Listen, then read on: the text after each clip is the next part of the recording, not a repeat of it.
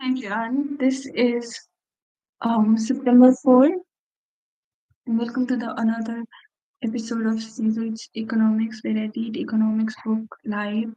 And and today's the continuation of the fourth chapter that we studied last in the last live a few days ago. So the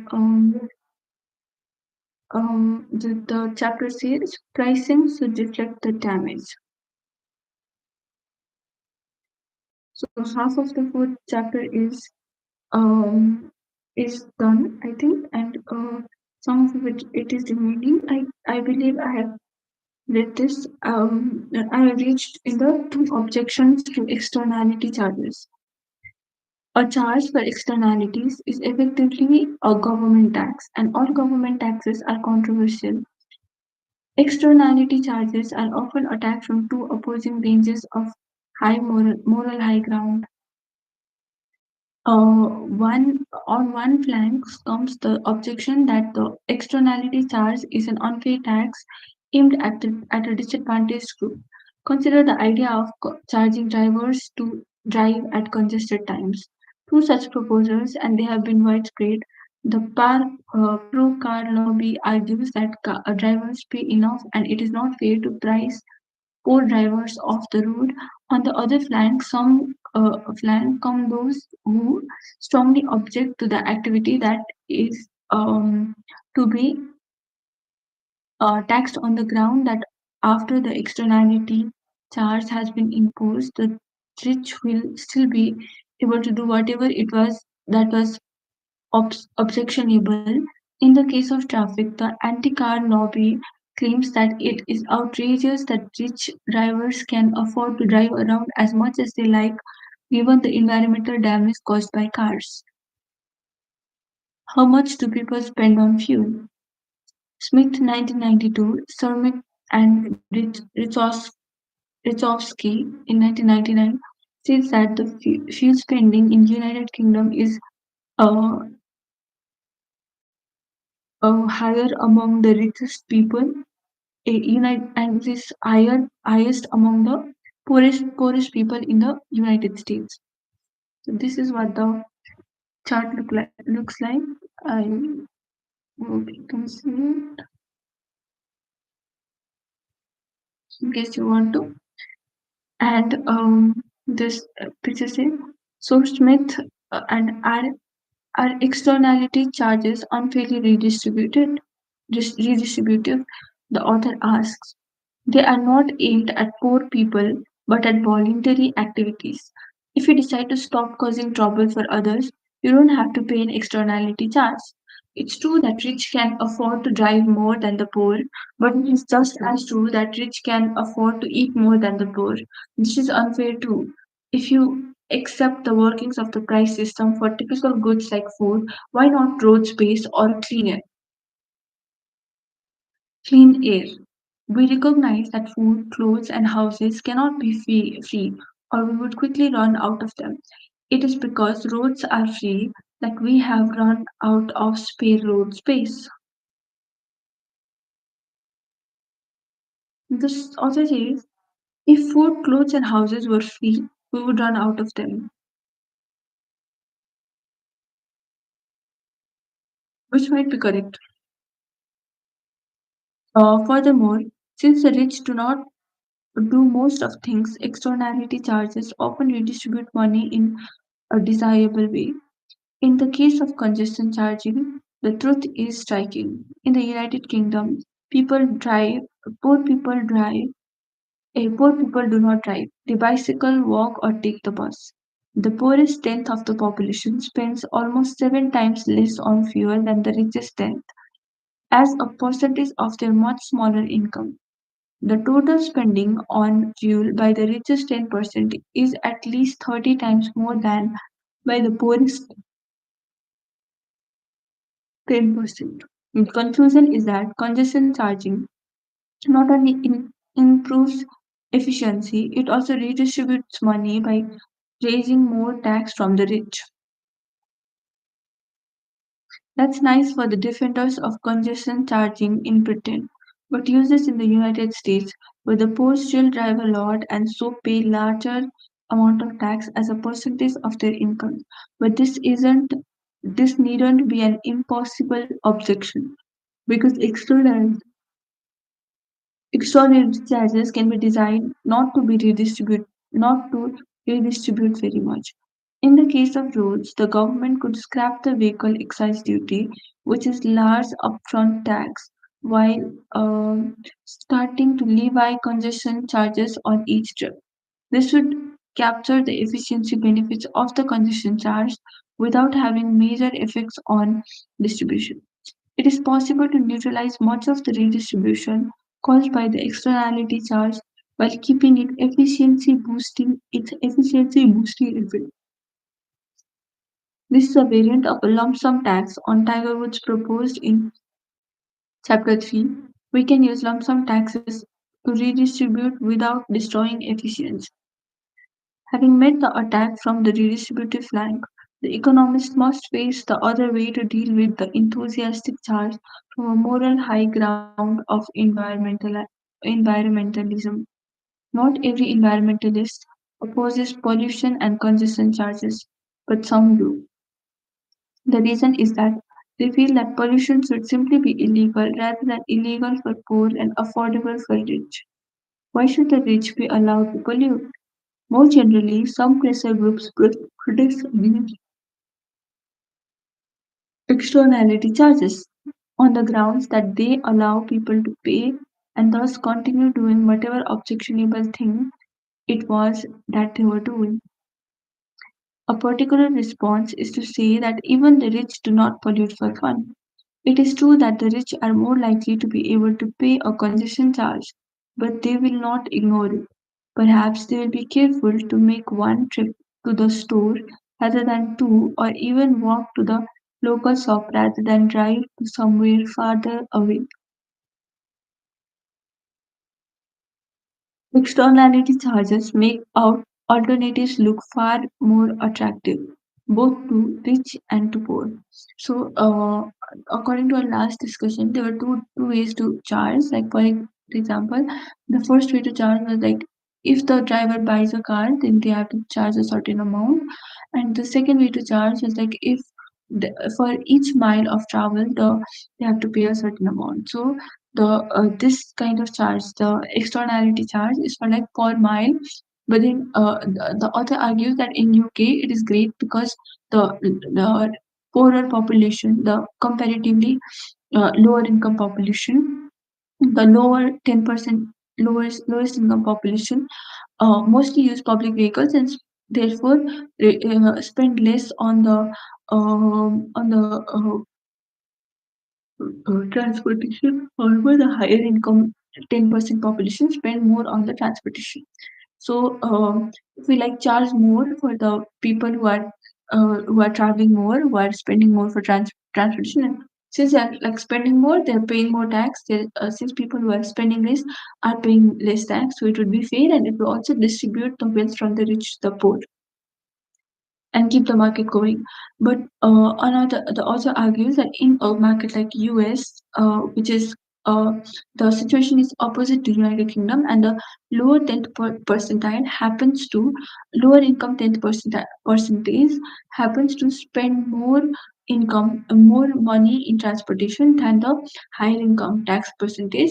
So the author also argues that in such a case, according to my understanding from what I understood from this text, he argues that maybe we can just charge a lump sum in the beginning for buying a tax so that only comparatively higher income people can do that. Wait, let's read that part again. I'm a little confused. That's nice independence, but uses in United States where the poor still drive a lot and so pay larger amounts to tax a percentage of their incomes. But this needn't be an impossible objection because externality charges can be designed not to redistribute very much. In the case of roads, the government will scrap the vehicle excise duty, which is large upfront tax, while starting to levy congestion charges on each trip. This would capture the efficiency benefit of the congestion charge without having major effects on redistribution. It is possible to neutralize the effect caused by the externality charge while keeping it efficiency boosting effects. This is variant of a lump sum tax on Tiger Woods proposed in Chapter 3. We can use lump sum taxes to redistribute without destroying efficiency. So according to my understanding, um, the government could uh, stop using the excise duty and they could charge upfront tax. Okay, excise duty is a large upfront tax. Okay, so like a Tiger Woods style, they pay certain amount style. No, Tiger Woods style is a small style. So they do not pay certain amount at the beginning, but then rather pay per trip. That would work in the United States too, but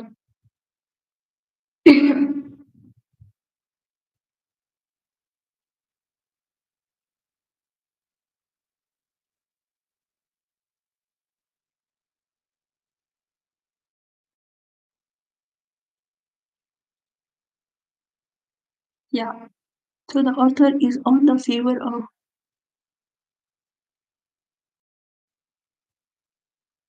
congestion charges, and he suggests that congestion charges causes redistribution in UK, but it does not cause redistribution in USA. It only causes efficiency. Instead of charging a lump sum in the beginning, it causes efficiency uh, uh, to create congestion charges, but it does not redistribute the wealth because the uh, the the the wealth pattern does not really match with the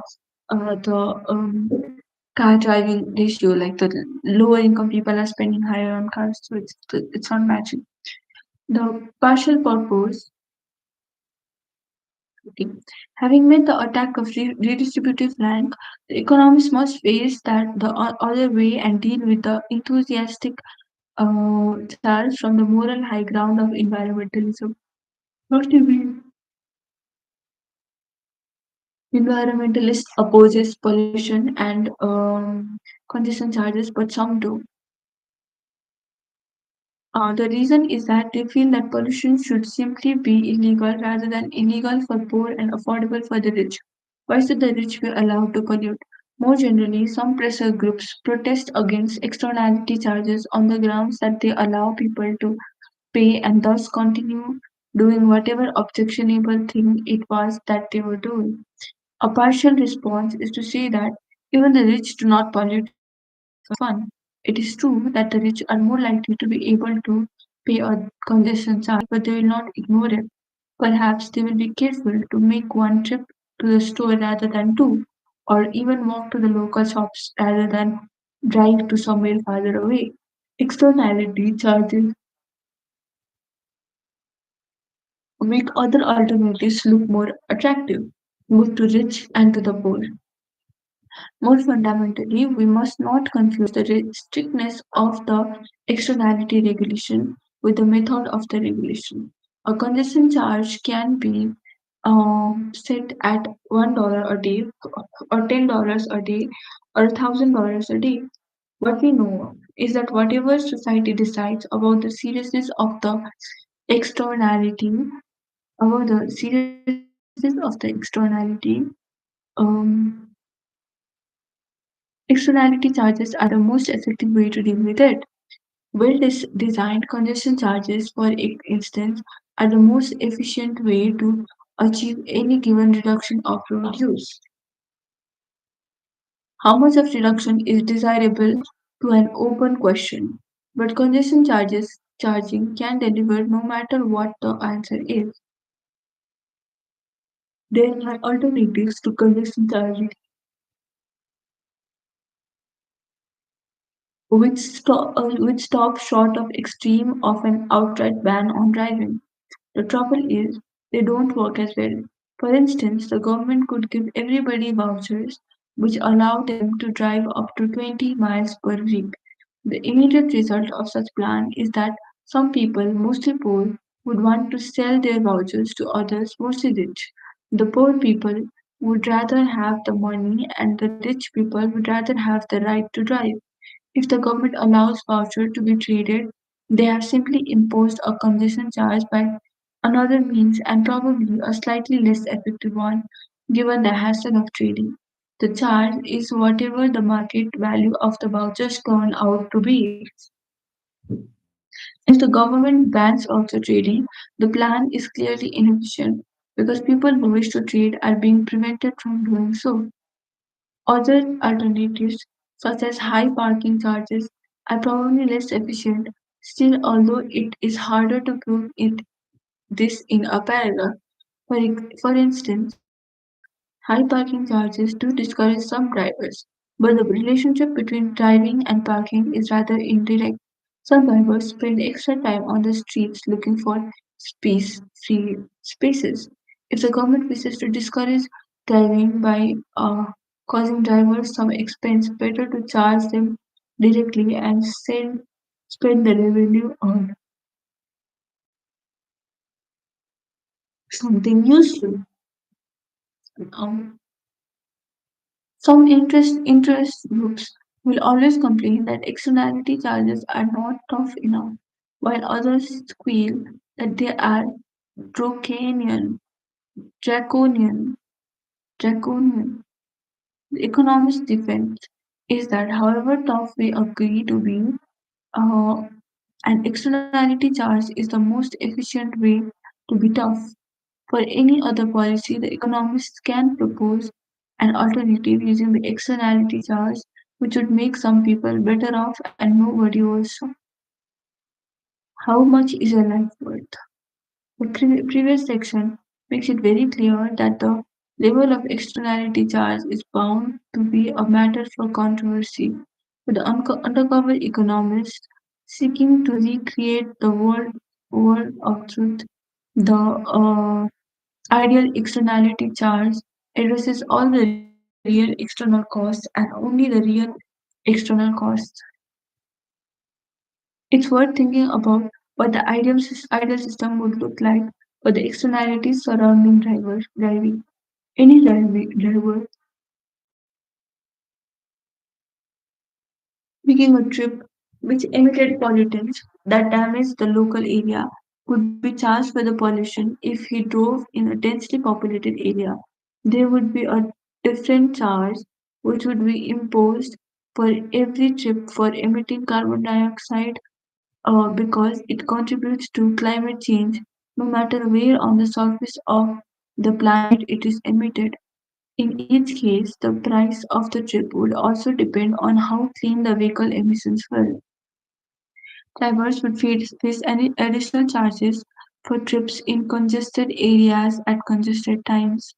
Older buses, which emit the worst pollutants, would be heavily taxed, and this is likely to lead to an upgrading of their engines. Heavy vehicles would incur a charge for trips on fragile roads and bridges. SUVs would be taxed because they are more likely to kill other road users in an accident. Does this mean we should bring back the luxury tax on expensive vehicles? Not at all. Such a tax was almost certainly environmentally counterproductive because it encouraged people to hang on to old, more polluting vehicles. A cheap old car will generally be much dirtier than a fancy modern car. SUVs may be more heavily taxed because they are fuel inefficient and because their weight and height poses a danger to older vehicles, but not because they are expensive. The aim is to encourage people to drive smaller, lighter, more efficient vehicles, not to encourage people to drive cheaper vehicles. That sounds complicated. Could it possibly work? It's easy to imagine each car having a little computer linked to the global positioning system to track congestion. The computer would also monitor the vehicle's exhaust. A display on the dashboard would flash up at the rate at which the charge was being incurred, perhaps with helpful tips. Tim, your trip is currently costing you 9 cents per minute. Did you know that you could have this if you got your engine tuned? Half this if you got your engine tuned? The technology will come. Much of it is already available, but there is another difficulty working out with what the cost of externalities really are. The computer can measure congestion and pollution, but what is the cost of wasting other people's time in the traffic jam? What is the cost of poisoning people with particulates or benzene? Many other externalities involve real external costs and benefits that are very hard to measure: time, health, peace, even death.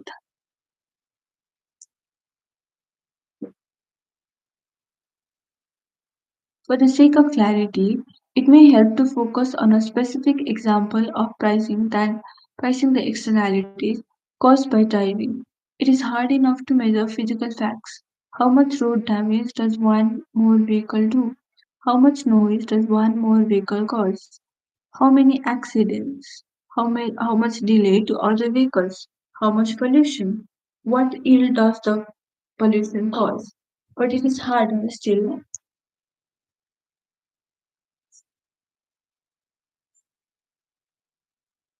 Um, yes. But it is harder still to measure psychological consequences. How much do people care about various annoyances, foul air, noise delay, noise, delay, and stress, even illness and death? Not to mention that every individual values these things differently. It is very tempting to give up in the face of these problems. Surely, it is not possible to set a value on noise or delay, and certainly it is impossible to set a value on human life. But we're kidding ourselves if we think we can opt out of these decisions. Every policy the government adopts and every individual choice you make implies that a valuation has been made, even if nobody has been honest enough to own up to it or to even admit own up to it or even admit it to themselves.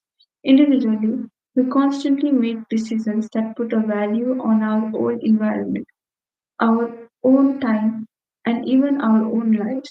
If you pay more to avoid a noisy area when you rent an apartment or a hotel room, you have implicitly put a value on peace and quiet. If you decide to wait for the bus rather than flagging down a cab, you are implicitly putting a value on your time. If you decide you can't be bothered buying a smoke alarm, you have traded off saved time and expense against an increased chance that you will die. However, when you make any of these decisions, you probably don't come clean to anyone, even yourself, about the price you put on quiet time quiet time or life. Governments, too, make decisions that imply that they have worked out how much our lives are worth.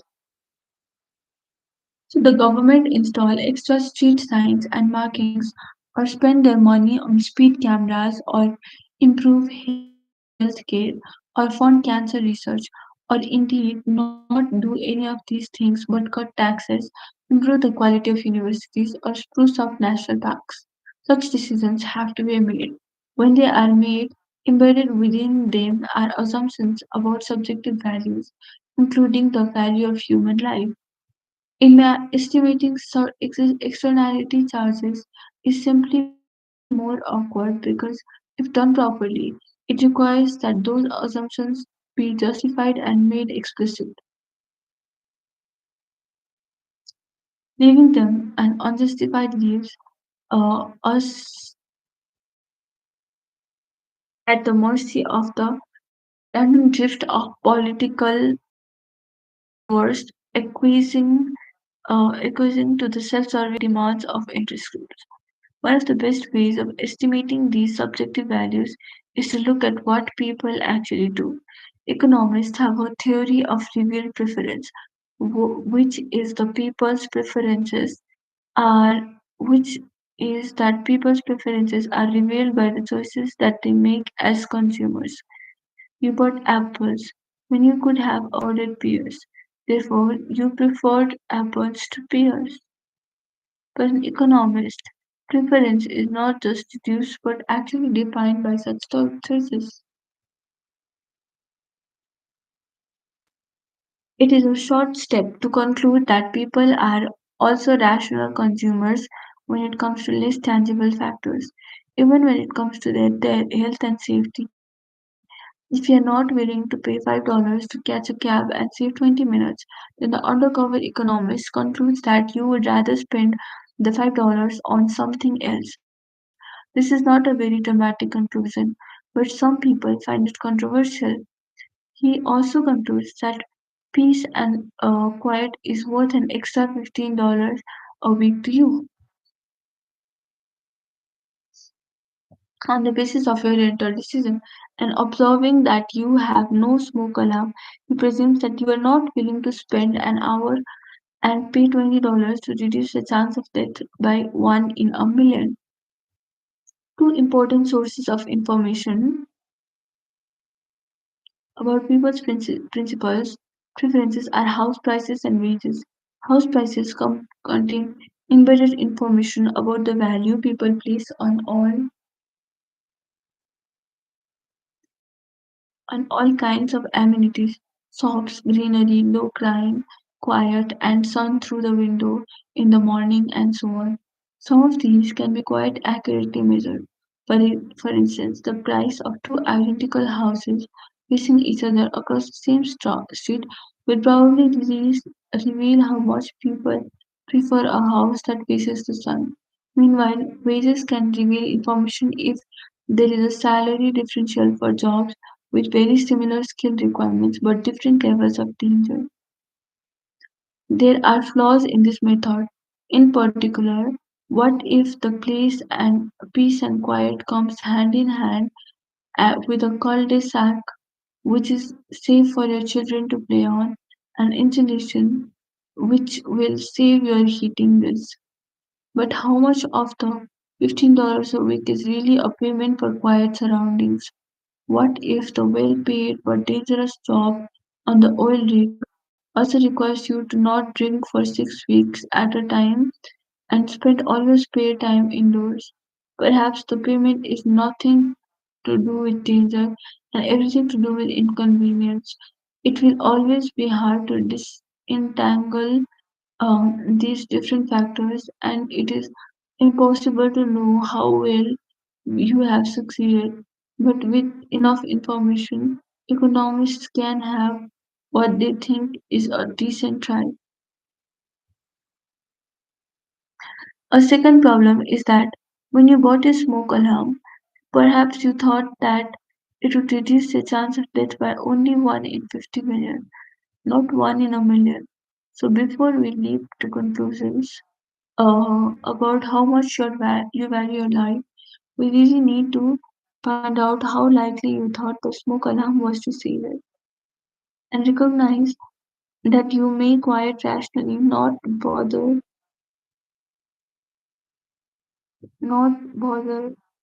to invest too much time in finding out. Controversial and imperfect.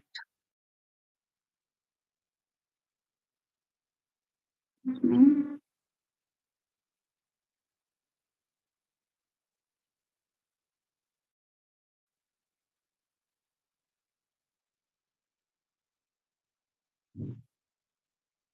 controversial and imperfect, as these methods are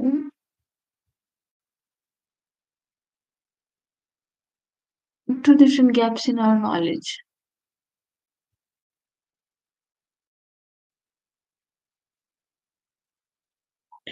Okay, controversial and imperfect as these methods are, they reflect an important presumption of mainstream economics. Nobody has your best interest at heart quite as much as you do yourself. Two different knowledge gaps in our knowledge. On this we will explore tomorrow. Bye bye. Good night.